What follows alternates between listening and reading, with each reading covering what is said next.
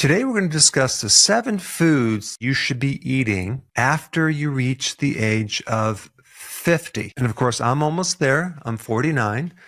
I'm being very sarcastic. I'm 59. And I eat a lot of these foods I'm going to share with you. But I really want to talk about why you should be eating these foods first. Obviously, you want to eat foods that will help to extend longevity, right? So we should probably use a longevity expert. We're going to talk about Dr. David Sinclair. He's one of the leading experts on longevity. He actually studies these genes called sirtuins. Sirtuins basically are longevity genes. One of the things that will increase sirtuins is called NAD. NAD is inside your mitochondria converting food to energy and then pushing it down the assembly line till eventually it helps recharge a certain battery. As we age, our NAD goes down. At midlife, they're down like 50%. A lot of the anti-aging experts out there are educating people about boosting this NAD. There's a lot of supplements out there that help boost the NAD. People are getting injections. I think even David Sinclair came up with his own supplement. There's a whole bunch of drama on that, which I'm not going to get into. But all of those compounds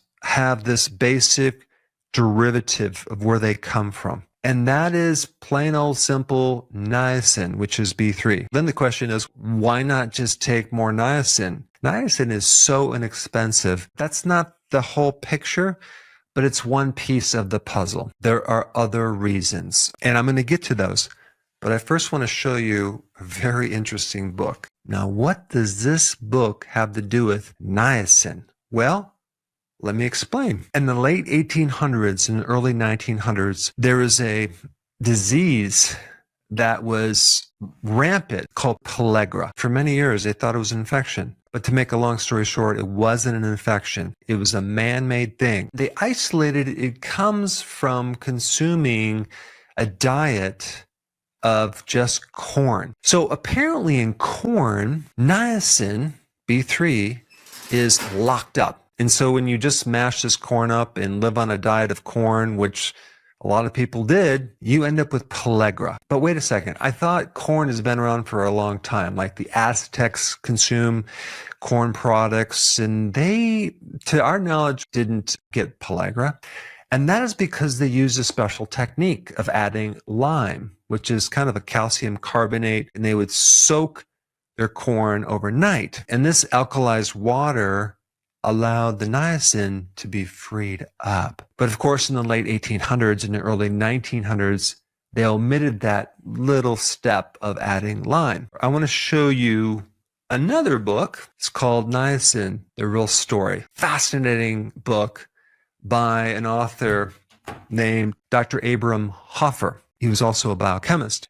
I want to read you the first line out of the first chapter. Many people have no idea how many illnesses are caused by too little niacin. And particularly, no one realizes how many diseases can be cured with mega doses of niacin. Now, Dr. Hoffer was one of the doctors who started the orthomolecular medicine group, where they use high doses of nutrients to create therapeutic dosage to correct all sorts of body problems. But in this book, they talk about how niacin is the building block, the precursor for the NAD, which is everything to do with allowing the mitochondria to work. Now that we have the basics down, now we need to talk about, why does NAD decrease as we age? I don't want to go into a lot of details on that, but I will just tell you one of the molecules is called C38 if you want to look it up. So as we get older,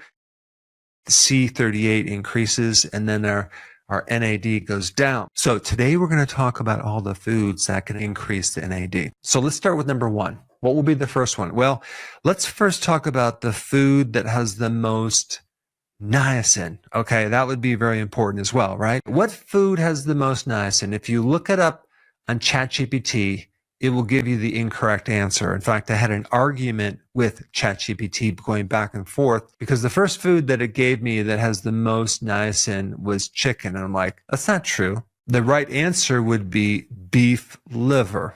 Okay. But number 2 is the food that they are telling you to avoid, which is really wild. And that would be grass-fed red meat. It's loaded not just with niacin, B3, but so many other of the B vitamins and so many other nutrients that can help you live a long, healthy life. Chicken is not at the top of the list, okay? Chicken is very high in omega-6 fatty acids. It's inflammatory.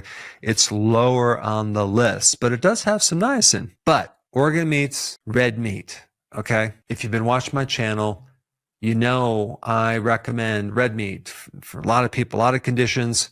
I consume it as the main protein in my diet for many reasons. And now you know one is just niacin, getting enough niacin. Now, some people are not going to eat organ meats or red meat. Well, then have nutritional yeast, okay? All right, number 3, foods that have probiotics or microbes, and that would be sauerkraut.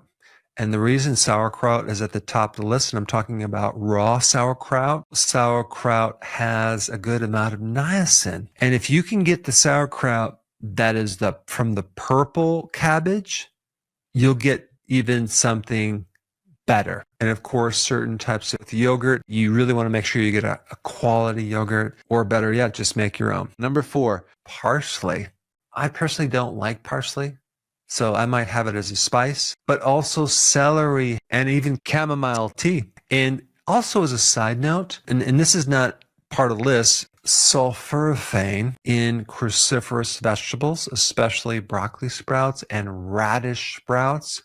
So if you could put some of that on your salad, or even consume any of the cruciferous vegetables, you are going to get a good amount of sulforaphane to increase your NAD. And of course, cruciferous also do a lot of other things too. They can help you detoxify chemicals, and they do multiple additional things as well. Okay, next compound, and then we'll talk about the foods, is anthocyanins. Those would be in anything kind of blue and purple, okay, like blueberries, like blackberries, and purple cabbage, which I mentioned is part of the sauerkraut. And of course, you also have the grape as well, but they're a bit sweet. The blackberry and the blueberry are a little bit better, and the purple cabbage is also awesome. All right, next one on the list is curcumin from turmeric, okay? And I think that one of the best ways to consume that is through curries, okay? Curries.